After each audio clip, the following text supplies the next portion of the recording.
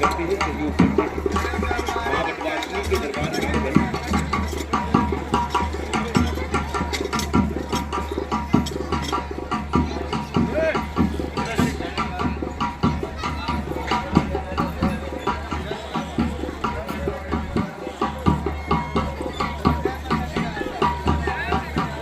भाई जो भक्त माताएं बहनें दर्शन करने के लिए आते हैं, माई का दर्शन करने के बाद दरबार के बगल में भोले बाबा के मंदिर है।